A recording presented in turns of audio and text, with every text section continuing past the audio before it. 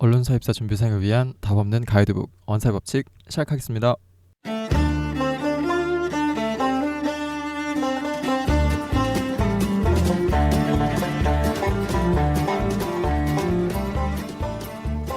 네, 안녕하십니까. 저희 언사의 법칙 TV입니다. 저는 늘 그랬듯이 유궁정입니다. PD를 준비하는 사람이고 올해 언제 뜰지 모르지만 올해 앞으로 뜰 방송사 시험을 대비한 준비를 하고 있습니다. 네, 저는 김래자고요. 그래서 저번 주에도 말했듯이 예능 PD 준비하고 있습니다. 네, 시사교양 PD 준비하고 있는 김도트입니다. 예, 안녕하세요. 저는 천석이고요. 저는 드라마 PD하고 기자 함께 준비하고 있습니다. 네, 오늘 저희가 얘기할 것들이 네, 저번 17일에 저희 한국어 시험 봤잖아요. 예, 그렇죠. 그래서 그 한국어 시험에 대한 간략한 복기와 네, 유궁정 토끼님은 안 보시고 네, 그쵸. 되게 여유로운 표정. 저희 거북이들만 맞아, 봤네요. 맞아. 안 봐도 되니까. 네, 그래서 이불의 위험. 예. 맞아. 그러고 근데 내가 그걸 찾아봤다? 음. 찾아봤어요. 네. 네. 근데 작년 한 해 1불 받은 사람들이 몇백 명이 되더라고요. 아, 진짜요? 작년 한 해만. 제 주변에도 2명이 있어요. 우와, 대박이다 진짜. 2명이 문제가 아니라 몇백 명. 그니까. 근데 그 사람들이 기본적으로 다 이제 지원을 하잖아요. 물론 네. 그들이 다 하진 않더라도. 근데 직군이 근데 나뉘니까. 모를 일이죠. 그쵸. 1급 받았다고 전부 KBS나 맞아요. 한겨레 맞아, 지원하지 맞아. 않을지도 모를 일이고 열심히 하세요. 맞아요. 알겠습니다. 그리고 나서 그 얘기한 다음에 네. 그 한겨레 그 기자님이 쓰신 글이 있더라고요. 그 필기 시험에 관한 예. 어떤 글이 붙고 어떤 글이 떨어지는가에 네, 대한 맞아. 간략한 소개를 한 그 글이 있어서 그거를 소개해드리도록 하겠습니다. 네. 예. 그리고 나서 늘 그랬듯 글 2편 소개하는 시간을 가지겠습니다. 네, 그럼 지난 17일 날 시험 봤던 한국어 KBS 한국어 능력 시험에 관한 이야기를 해보도록 합시다. 예. 네. 네. 예, 저는 웃음밖에 안 나온다. 맞아. 아니, 뭐 개인적인 소감으로 저는 2월 시험도 봤었으니까 네. 2월보다는 확실히 어렵지 않았어요. 왜냐면 반복되는 문제가 많았다고 생각해요. 은행 같이 특히 창안에서 겹치는 문제 너무 많이 나왔어요. 네, 맞아요. 2월 거랑요? 네, 2월 거랑 겹치는 게 아니라 그 기출에 나왔던 아. 게 그 쭈루루로 나왔어요. 창안에서. 오. 문제은행에서 그 되게 겹치는 부분들이 되게 많더라고요. 특히 네. 창안에서 읽기 부분이랑. 예. 네, 역시 한국어 기출 문제 네. 열심히 봤어야 했어요, 그죠? 네, 그렇지만 잘 봤다고 생각하진 않아요. 그쵸. 저는 처음에 볼 때는 네. 예. 좀 잘 보지 않았나 이렇게 생각했는데 그쵸. 쉬운 것 같았었어요. 아니, 망하면은 빡치는데. 맞아. 이게 어려웠을 때 망한 거랑 쉬웠음에도 불구하고 그 망했는 맞아. 그 느낌이랑 다르거든요. 맞아요. 치고 나서 이게 드는 생각은 이거 나만 쉬운 게 아니라 내가 이렇게 생각이 들 그쵸. 정도면 다른 분들은 아주 그냥 날고기고 하시겠구나 이런 그래서 생각이 아, 들었죠. 쉬웠어요, 근데? 그러니까 저는 쉬웠다는 이전에 평이 쳤던 많더라고요. 것보다는. 네. 저는 이번에 처음 쳤는데 네. 아예 모르겠더라고요. 잘 5문제인가 못 풀었어요. 그러셨어요? 찍신이 강림하시기. 강림하셔. 연필 굴리셨어요? 아니요. 그게 언제적 그런 찍는 근데 방법인데. 요즘에 나이가 가늠되는데요. 불려주잖아요. 아니, 굴리는 건 좀 약간. 네. 그런가요? 예.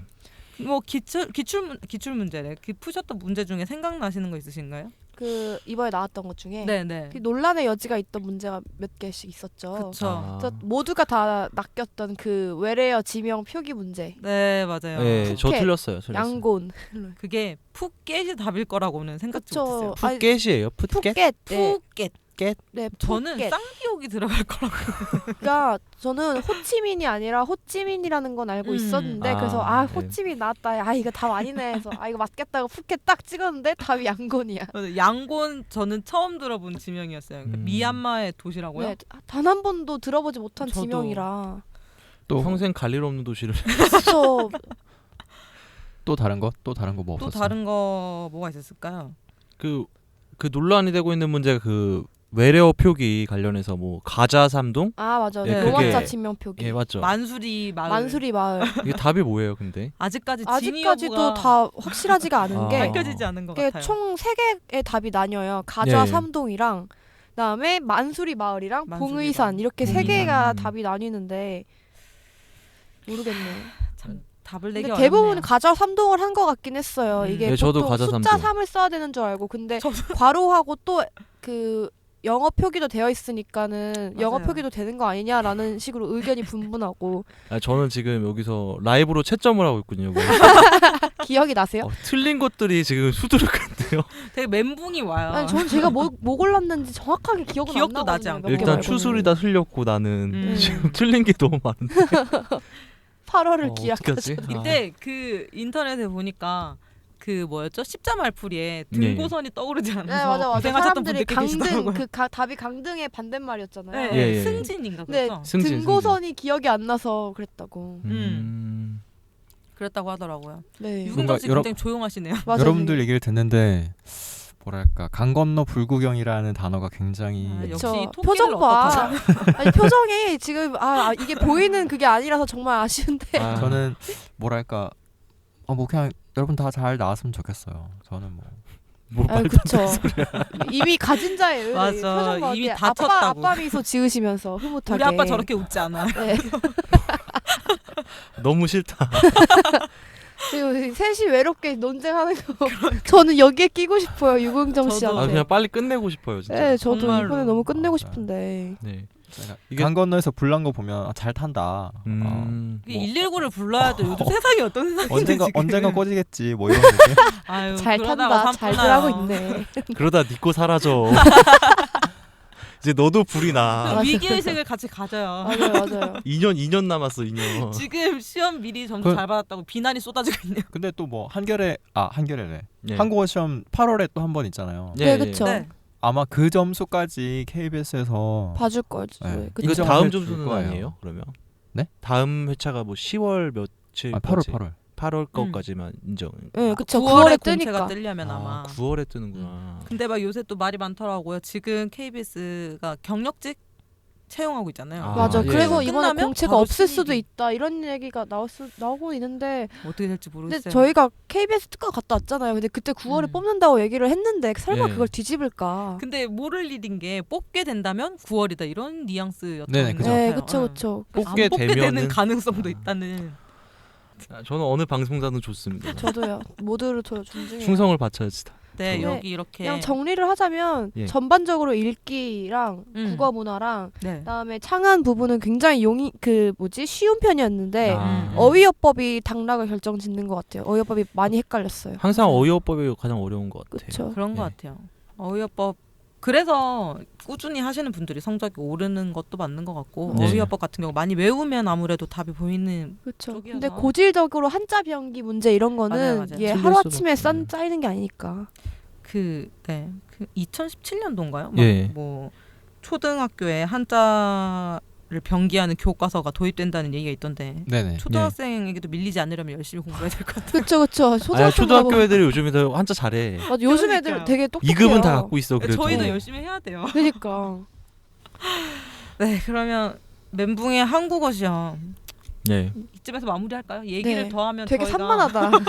진심에서 우러나와서. 네, 무슨 탈곡기의 영혼을 돌린 마냥 탈탈 털릴 것 같은 그러니까 기분이 들어요. 그러니까 그만 얘기해요. 다른 거 얘기. 네, 그만 이제 얘기합시다. 그만. 다음에 저희가 준비한 게 아까 초반에 얘기를 드렸었는데 한겨레 신문에서 그 언제죠? 2006년도인가요? 네. 예. 5년인가 6년인가 좀 꽤 됐더라고요. 꽤 됐죠. 네. 네. 오래됐어요. 그 당시에 그 채용을 진행하면서 그 잘 쓴 필기, 예. 못 쓴 필기 이거를 한번 발표해 주신 적이 있더라고요. 맞아요. 네. 그래서 저희가 좀 읽어봤는데 유근정 씨 좀 설명해 주실까요? 굉장히 오늘 과묵하시네요. 맞아요. 이거 한국어 시험 때 말 안 했으니까. 맞아. 근데 그 기자분 친절하게 어떤 그 장문 평가 기준을 가지고 네. 평가를 하는지에 네. 대한 소개를 해주셨어요. 그래서 말씀드리면 우선 논술 3명, 장문 3명, 총 6명이 채점을 한다고 해요. 그리고 당연히 블라인드로 그 답안지를 쓴 사람이 누군지는 모르고 예. 이제 각자가 읽어본대요 글을. 그리고 짧게 평을 쓰고 네. 돌려서 읽고 또 음. 평을 쓰고 돌려서 읽고. 그래서 하나의 글을 이렇게 교차 평가를 하는 네. 식으로 여러 명이 그래서 조금 체계적인 평가를 한다고 해요. 근데 이게 무슨 그러니까 여러 명이 평가를 하잖아요. 그 한글을. 그럼 점수에서 평균 같은 걸 내서 이제 글 안에 근데 보통 세 명의 평가가 그렇게 갈리지 않는데요. 그러니까 잘 쓴 글은 누가 봐도 잘 쓴 글이고 맞아, 맞아. 못난 글은 하긴. 누가 봐도 못난 글이지. 누구는 이거 잘 썼다 했는데 누구는 이거 별론데 이런 게 잘 없대요. 아 그래요. 그래서 뭐 그렇게 크게 의견이 다르지 않아서 평균도 뭐 거의 비슷하게 갈 것 같고. 맞아. 그래서 어떤 그 기자분이 이제 소개를 해주셨는데 어떤 글을 피해야 하는지에 대한 네. 소개를 해주셨어요. 네. 그래서 그 중에 가장 첫 번째 나오는 게 신변 잡기 일변도는 피하자입니다. 그쵸. 메시지 없는 일기 형식. 일기 형식. 그러니까 아. 상념을 주르륵 나열하는. 아 슬프다, 기쁘다, 그쵸. 나는 좋다, 싫다. 왜 마지막에 아, 슬프다. 허무하게 끝나는 허무하게. 거. 허무하게 끝나는. 어. 마지막에 읽었는데 그냥 일기 한 편 읽었구나 이렇게 끝나게 되는. 그쵸. 많은 사람들이 장문에서 네. 나의 이야기는 피해야 한다라는 말을 막연하게 믿잖아요. 그래서 그렇죠. 내 얘기 쓰면 안 되는 거 아니야 하는데 똑같은 내 얘기라도 그냥 진짜 내 의식의 흐름대로 나열된 신변잡기적인 글이랑 약간 내 얘기지만은 사회적인 메시지를 담은 거랑은 다른 글이니까. 근데 이게 네. 신변 잡기 글을 쓴다고 해도 맨 마지막에 이제 이 이야기가 어떠한 메시지를 준다면은 또 그것도 좀 괜찮은 글이 되지 않나요? 그러니까 맞아요. 말하고자 하는 거. 뒤에 잘 쓴 글 거기 평가 기준에 있더라고요. 자신의 삶을 쓰는데 예. 그거에 대한 시대의 삶과 고민을 같이 그쵸. 버무려서 적으면 아. 내 이야기를 쓰더라도 통찰력이 있는 그런 글이 된다고. 그쵸, 그쵸. 그런 글은 괜찮다. 이런 네. 식으로 또 적혀 있더라고요. 또 다른 건 어떤 기준이 있었나요? 또 두 번째 저 주의해야 될 게 신문 짜집기예요. 예 예. 칼럼. 그러니까, 네. 그러니까 우리가 준비하면서 여러 가지 책들도 보고 신문도 보잖아요. 네, 근데 네. 거기서 나온 어떤 말들, 논리들, 주장들 그런 것들을 짜집기해서 하나의 글에 다 때려 박는 거예요. 그러니까 겉으로 보면 그럴 듯해 보이는데 칼럼에서 좋았던 문장을 다 그렇죠. 여기저기서 다 끌어오는 거죠. 근데 그 글의 폐해는 뭐냐면 그렇게 되면 글 하나에 개념어가 너무 많이 나와요. 그쵸. 개념어로 다 도배가 되기 때문에 글이 정확히 그래서 무슨 말이 하고 싶은 거지에 대한 모호함이 생기고 그래서 추상적이고. 글의 메시지도 당위로 흘러갈 수밖에 없어요. 네, 맞아. 그래서 이래서 저래서 이래 해야 한다. 그- 자기 생각이 없는 거예요. 되게 교과서적인 글이 네. 되겠네요. 그래서 그렇게 쓰면 뭐 한 중간 정도 갈 수 있대요. 그 근데 특색이 없어서 그런 거죠. 그쵸. 중간 정도 가면 이제 절대 뽑히지 않는 거죠. 뭐 이게 몇백 명이 칼럼- 시험 보는데 칼럼이나 사설 같은 거를 적는다고 하면 눈에 익은 글들이잖아요. 다른 예. 사람들 많이 읽었던 글이니까. 그쵸. 그래서 쉽게 들어오긴 해도 기억에 남지는 않을 것 뭔가 같아요. 기시감이 드는 어디서 본 것 같고. 뭔가 자기 주장이 좀 뚜렷해야 그래도 글이 뭔가 기억에 남고 맞는 것 같아요. 좀 그쵸. 뭔가 좋은 것 같아요. 제 생각에는 여러 가지 양비론적은 좀 항상 피해야 된다고 하니까. 기자니까 또 뽑는 네, 직군이. 그렇죠. 또 어떤 거 있었나요? 그리고 감정의 과잉 표출을 피해야 한다가 예. 있었습니다. 그래서 한 글이 제시돼 있는데 첫 번째 문장을 읽어드리면 니들이 에어컨 펑펑 쓰며 팬때 굴리고 있을 때 내 남편은 새벽부터 일어나 10시간씩 일했다. 세다. 그러니까 약간 이게 한겨레에서 쓴 장문이긴 하지만 예. 한겨레 저희 진보 성격을 띠고 있긴 하지만 한겨레에서도 이런 식으로 너무 한쪽으로 치우친 답안은 조금 그쵸. 꺼려진다고. 왜냐면 아, 그래요? 결론 근데 제일 중요한 건 합리적이고 균형적인 시각인데 너무 한쪽의 입장만 대변하는 주장은 자칫 얘가 너무 이런 시각에 있어서 되게 편협한 시각을 가지고 있구나라는 인상을 줄 수 있기 때문에 좋지 않다고.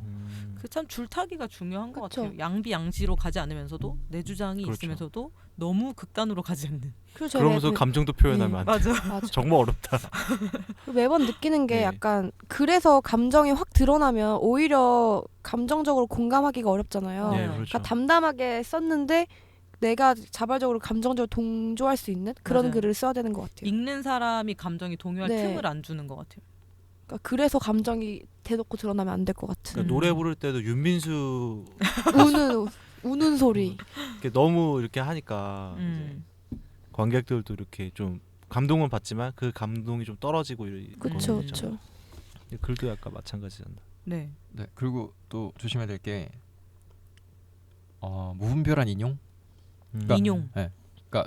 제 얼마 전에 제가 그 글 하나 봤는데 네. 그 여러분들 그 정재승이랑 진중권이 쓴 크로스라는 책 아세요? 네, 알아요. 거기 보면 셀카 부분이 나와요. 예. 그래서 셀카에 대한 어떤 두 글쟁이의 어떤 글이 나와 있는데 제가 얼마 전에 어떤 한 친구의 글을 봤는데 그거를 그대로 가져온 듯한 글이더라고요. 셀카에 대한 주제를 셀카로 잡고 그에 대한 내용을 이제 그 책에서 나온. 그러니까 저는 그 책을 읽었으니까 그 책에서 본 내용이 그대로 나와서 되게 그 글이 그 큰일 글이었어요. 나겠는데요? 그렇게. 이게 되게 아, 뭐라 해야 되지?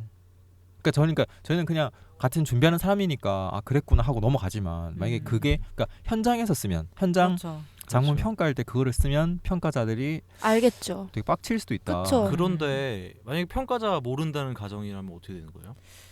근데 그럴 수가 없는 게 우리가 무언가를 인용할 때 네. 기본적으로 그게 좋아서 인용을 하잖아요.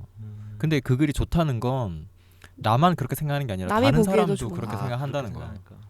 그래서 이게 굉장히 도박이죠. 진짜 말 그대로 그렇죠. 밑도 끝도 없는 맞아, 도박이에요. 맞아요. 말 그대로 정말 나밖에 몰라. 평가위원이 더 많이 알고 계시면 알고 계셨지 덜 알고 계시지는 않을 거라 생각을 해서. 구력이 다르니까. 그쵸. 그리고 또 이게 자승자박이 될 수 있는 게 심사위원이 그거 몰랐다고 쳐. 근데 같이 답안을 쓴 수백 명의 사람들 중에 겹치는 게 있어. 겹치는 게 나오면 그냥 그 글은 힘없는 글이 되는 거죠. 그쵸, 그쵸. 아 이게 좀 어디 있나 보다. 같아버리면. 어디 있나 보다 이렇게 당이 누구라도 다 유추할 수 있잖아요. 그렇죠, 네. 그렇죠. 그래서 그런 식의 그러니까 자기 색깔이 없이 그런 식의 뭔가를 차용해서 이렇게 글을 답안을 작성하는 거 너무나도 위험한 도박이다. 이렇게 얘기를 하고 있습니다. 예. 그리고 그러니까 지금까지는 피해야 될 글에 대해서 얘기했는데 네. 잘 쓴 글에 대해서도 얘기가 돼 있어요. 예, 예. 어떤 글이냐면 제시어가 새벽이고 네. 새벽에 사람들이 이제 노동에서 오는 그 피로감 그거에 대한 예. 이제 커다란 이야기를 썼는데 글이 어떻게 전개됐냐면 그 양계장 얘기를 해요. 그러니까 자기 집에서 닭을 키웠는데 닭이 새벽마다 울어서 자기 깼다. 새벽에 알을 낳을 때 이제 닭의 노동인 거죠. 알을 낳는 게. 그러면서 이제 허허. 닭이 우니까 깼는데 옆집에서는 이놈의 닭이 시도 때도 없이 우는 거예요. 왜냐면 시도 때도 없이 알을 놓으니까. 그쵸. 왜냐면 옆집에서는 그 닭 주인이 알 많이 놓게 하려고 계속 그 인위적으로 조작을 하는 거예요. 불을 주변 환경을. 불을 그래서 이제 그거를 보고 이제 이 사람이 깨달은 거죠. 어쩌면 저 닭처럼 우리는 늘 아침, 점심, 저녁, 밤, 새벽 또 다음날 아침 이런 구분 없이 네. 늘 이렇게 일에 쫓기고 노동에 쫓기고 그렇게 꼬북꼬북 졸고 있지 않나 뭐 그런 얘기를 하면서 하나 이런 메시지를 던지고 있거든요. 예, 예. 네네. 그래서 기자님은 이 글을 좋은 점수를 준 이유를 절제미라고 했어요. 그러니까 이렇게 제시어가 나왔을 때 뭐 여러 가지 얘기를 할 수 있죠. 근데 그 중에서도 한 가지 얘기만 네. 자기가 정말 하고 싶은 얘기 딱 한 가지 얘기만 쭉 처음부터 끌고 나가는 거예요. 그래서 끝도 그렇게 좀 깔끔하게 딱 끝내고. 왜냐면 보통 사람들이 글을 쓸 때 끝에 막 열변을 토하잖아요. 와 막 맞아. 이렇다. 내 생각은 이거다. 이래야 해. 이겁니다. 아니면 뭐가 좋은 것 같으니까 옳소. 급하게 뭐 넣고. 그 써봐서 알잖아. 다 끝에 후달릴 때 맞아. 이제 여기다 어떻게 하면은 이제 설명문으로 넘어가죠. 뭘 할까 뭐 이런 것들. 그런데 그러지 않고 끝까지 담담하게 네. 글을 딱 마무리하는 것. 그것이 그렇죠.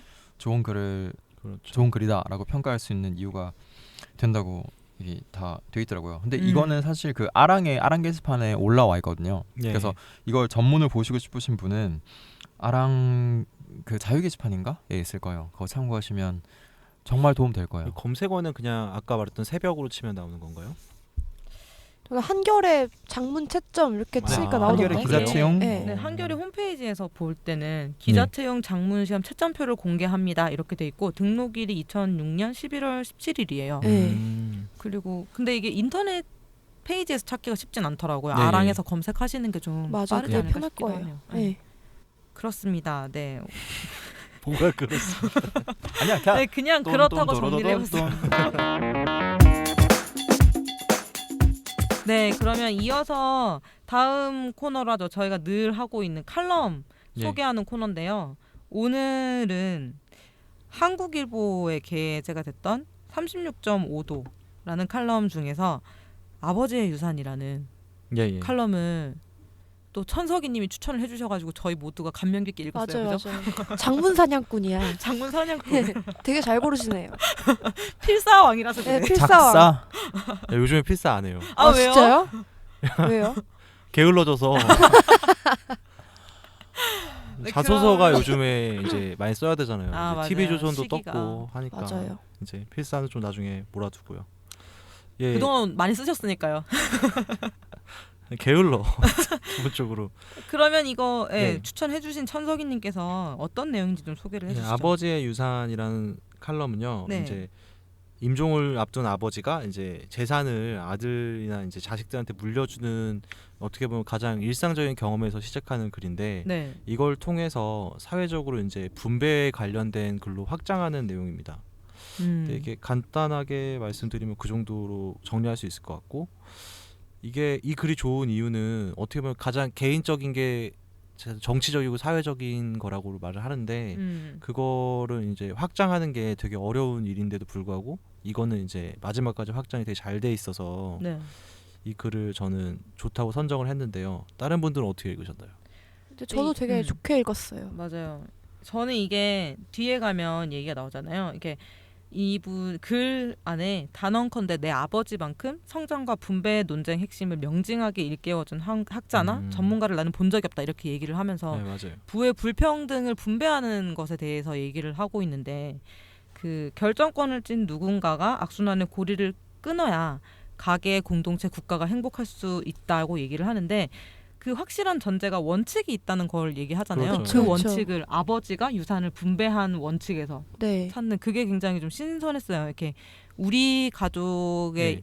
일에서 사회의 일로. 그게 되게 재밌었던 게 이제 원래 아버지가 이제 예전에 아버지들은 자식한테 재산을 물려줄 때 네. 첫째한테 다 물려주잖아요. 그쵸 그쵸. 그쵸. 왜냐면 첫째가 잘 살아야 이제 다른 형제들도 이끌어 나간다는 뭐 맞아요. 이런 마치 형태로 대기업이 했었는데. 살아야 중소기업도 같이 산다. 네, 그러네요. 예. 저는 모르겠어요. 약간 그런 논리가 가족한테도 자연스럽게 그렇죠. 배어 예. 있었죠. 그런 것 같아요. 이제 그런데 이제 아버지의 원칙은 이제 뭐 집이 없는 친구한테는 집을 물려주고 그리고 첫째는 많이 배우고 공부를 많이 하고 돈도 많이 버니까 아무것도 안 물려주고 뭐 이런 식의 자기 그 필요한 것들을 자식들한테 물려준다는 형식으로 해서 분배를 했는데 네. 이런 원칙들이 되게 어떻게 보면 되게 개인적인데 사회적으로 이걸 확장시켜 그쵸. 놓으면은 맞아요. 되게 맞고 일반적인 원칙이라서 되게 네. 글을 필요한 잘 쓴 사람에게 것 같네요. 필요한 복지를 그쵸. 제공한다. 네, 그렇죠. 이렇게 하면서. 되게 좋게 읽었어요. 이게 네. 가장 개인적인 우리 아버지에서 우리 세대들의 아버지, 전 때의 아버지에서 이제 아예 정책, 복지 정책, 분배 정책까지 확대되는 그렇죠. 모습. 네. 되게 깔끔하게 잘 쓴 것 같아요. 긍정 씨는 어떻게 읽었어요? 그러니까 그 글을 쓰면서 보통 장문을 쓰면서 제일 위험한 게 그러니까 네. 비유를 들 때 위험한 게 비유가 내가 주장하고 싶은 메시지에 얼마나 잘 들어맞느냐인데 네. 네. 처음에 말한 그 아버지의 상속과 관련한 비유가 국가 어떤 복지 정책, 국가의 그 이 선별적인 이 분배 정책과 맞물리는 게 예. 그 글의 어떤 스트롱 포인트가 아닌가. 그렇죠. 네, 맞아요. 그게 되게 쉽지 않잖아요. 맞아요. 이게 자칫하면 되게 유치해지는 길로 빠지고 그렇죠. 아니면 자칫 이게 전혀 상관없는 얘기를 왜 끌어왔지 그쵸, 이렇게 공감을 빠지기도 못 줄 수도 있는 되고. 건데. 맞아요. 근데 그걸 딱 이렇게 꿰뚫는 게 글의 어떤 백미가 아닌가. 또 마지막에 이제 한 문장으로서 뭔가를 사람들도 치는 문장이 있어서 네. 맞아요. 이건 한번 맞아요. 읽어보셨으면 좋겠어요. 이걸 말을 해버리면 글이 재미가 없어지니까. 그렇죠. 네. 또 글이 너무 길기도 네. 하고 이거 직접 읽어보셔야 되는데 맞아요. 이거 좀 읽어 보시면 생각할 거리가 많은 것 같아요. 저는 이거 읽으면서 금방 얘기를 또 하면서 개인적인 일에서 사회적인 일로 외연을 넓혔다는 점에서 지난번에 소개해 주셨던 김선 기자님인가요? 그쵸. 김선주 기자님. 김선주 네. 기자님. 네, 김선주. 외자로 만들어 네, 버렸어요. 김선. 그분 생각이 나기도 했어요. 이거 아버지의 유산 이거는 올해 5월 18일에 한국일보에 게재가 된 거니까 한번 찾아서 읽어보셨으면 좋겠습니다.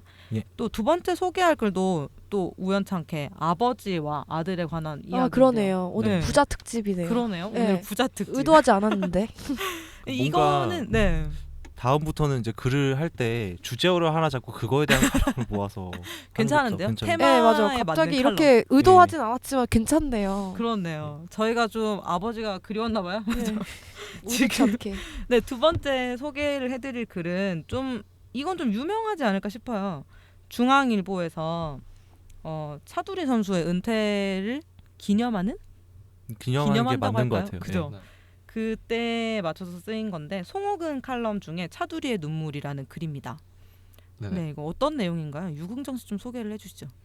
그러니까 송욱은 님이 쓰신 글이고 네, 전체 커다란 메시지는 네, 그 청년 백수 시대에 그 청년 백수가 이 기성세대들이 쳐놓은 세습의 장벽에 음. 가로막혀서 음. 자신들의 어떤 이 미래 앞길을 나가지 못하고 있다. 뭐 이런 게 커다란 글에 대한 메시지라고 요약을 할 수 있을 것 같고 네. 글의 전적인 전개 과정 구성을 좀 살펴보면 처음에 그 청년 백수 100만 명 시대 이렇게 이제 글이 시작을 해요.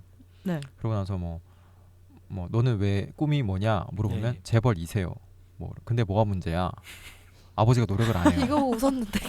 잘난 아버지 만났으면 꿈처럼 물결처럼 살 이세 될 수 수 있었을 텐데 재벌 2세는 살 수 있어. 그쵸 그쵸.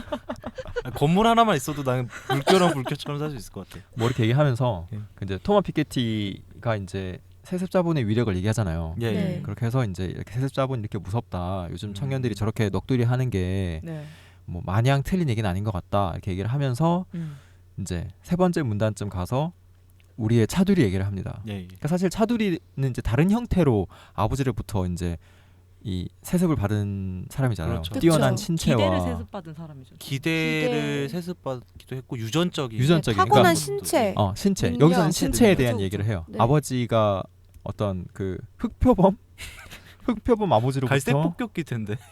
갈색 폭격. 그러니까 뭔가 보고 제가 흑표범 갈색 폭격기 뭐 여러 가지 그 닉네임이 있나 봐요. 네. 근데 그래서는 이제 흑표범 아버지로부터 물려받은 건장한 체격과 축구라는 운명적 팔자 예. 이제 요거를 이제 수습받죠. 근데 사실 아버지가 너무 뛰어났기 때문에 차두리 그렇죠. 이라는 선수는 사실 아버지만큼의 그 축구적인 실력은 보여주지 못했잖아요.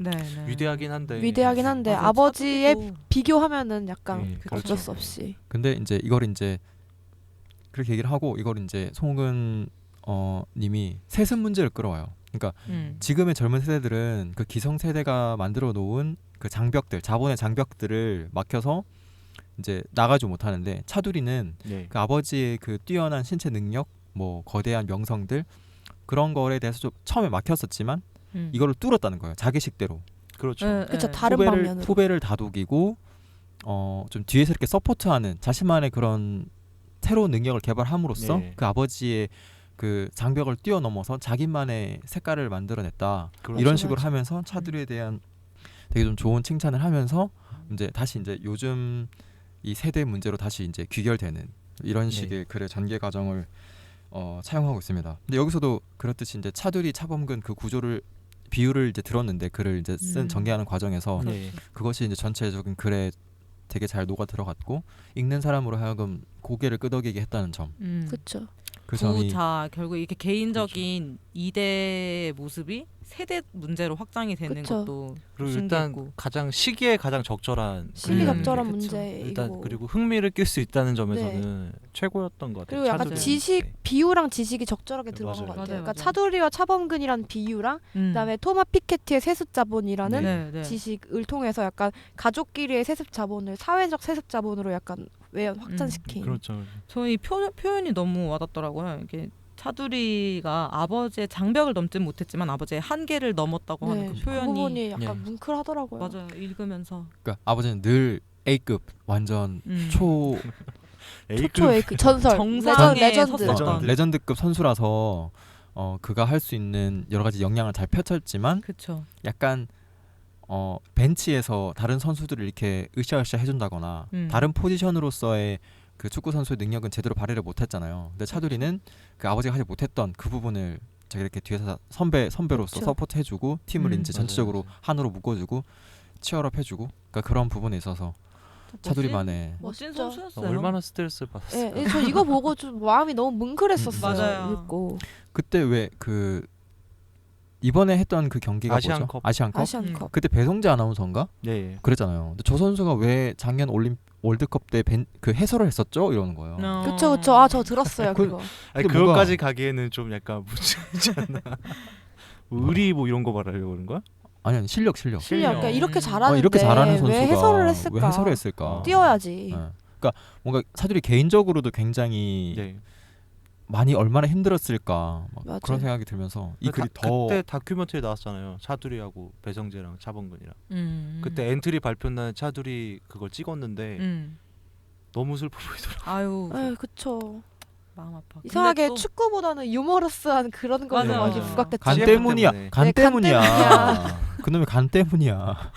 근데 그만큼 잘 어울리는 사람이 없어서 그 CF에. 요즘에도 이게 광고 나오시잖아요. 저 맞아요. 이게 막 우리가 이렇게 안쓰러워하고 네. 있는데 그 광고 멘트 자꾸 떠오르는 거예요. 에이 아니에요. 이렇게 하는 맞아요. 그 멘트가 그리고 자꾸 한 안타까웠던 게 뭐냐면 차두리 선수는 광고에 나오든 어딜 나오든 간에 항상 아버지랑 같이 나왔었어요. 맞아요. 그렇죠. 옆에서. 그늘을 벗어나기가 좀 힘들었을 텐데 그걸 또 스스로 받아들인 것도 굉장히 네. 멋있는 일인 것 다른 같아요. 방면에서 쳐다보려고 하는 그 맞아요. 모색하는 태도 글쎄요. 멋있죠. 좋은 칼럼이 선수였던 아니라 걸로. 네, 멋있는 차두리 선수였어요. 선수를 스포츠 찬양하고 방송이 있어요. 아닌데. 찬양이 장문 얘기해야 되는데 차두리 선수 찬양하고 있어. 네, 이것도 결국에는 그 토마 피케티 얘기에서 차두리와 차범근의 이야기, 그다음에 세대 문제 이야기 이렇게 외연을 넓혀가는 과정들이 굉장히 인상적이었던 그런 네, 글이었습니다. 맞아요. 근데 그리고 이렇게 쓰기가 진짜 힘든데. 그리고 이건 인용문도 되게 좋은 것 인상적이었어요. 아버지가 노력을 안 해서요. 라는 그 인용문이. 그러니까 인용문 재벌이세. 자체가 많이 들어가지는 않았지만 네. 그 단순한 말 하나가 이렇게 땅 치는 뭔가가 있어요. 임팩트가 있었어요. 네, 그렇지만 아무리 좋은 글이라도 짜깁기는 안 된다는 거. 네, 그렇죠, 예. 그렇죠. 알고 써야 되죠. 뭐 피케티도 맞아. 제대로 읽어봐야 쓰지 이거. 피케티 못 읽어요. 나 진짜 집에 있어. 이만에 매 베개로 쓰기 딱이에요 이거. 이만해가지고. 한 정성 느낌, 수학의 네. 정성 느낌. 목에 디스크 걸려 너무 그쵸, 높아가지고. 그쵸. 네. 아 이걸 보니까 마저 다 읽어봐야겠다 이런 생각이 드네요. 피케티.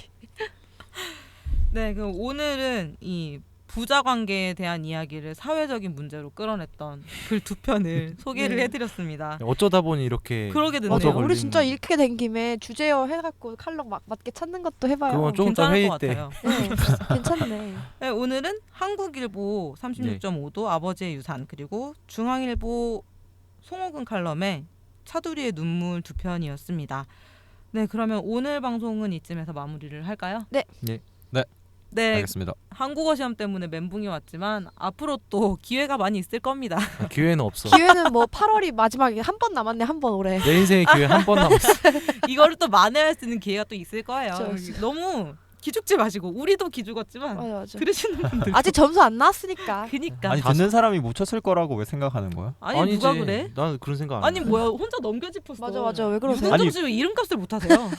아니 왜 왜 듣고 있는 포지티브하게 사람을 말하시지 않는 거야? 그러게. 듣고 난 있는 나보다 더 사람을- 잘 썼을 거라고 생각해. 5개 찍었단 말이야. 그러니까. 아니 듣고 있는 사람 그러니까 듣는 사람을 되게 위로하시고 하셔서 예, 예. 그냥 힘내라는 얘기죠. 힘내라. 아, 못 본 그래요? 사람들도 있을 수 있잖아요. 우리처럼. 그러니까. 그렇죠 그렇죠. 그런 사람들을 위해. 네, 저희 또 내일을 위해서 힘을 내야겠습니다. 네. 예. 네, 그러면 저희 또 다음 주에 뵙겠습니다. 네. 예.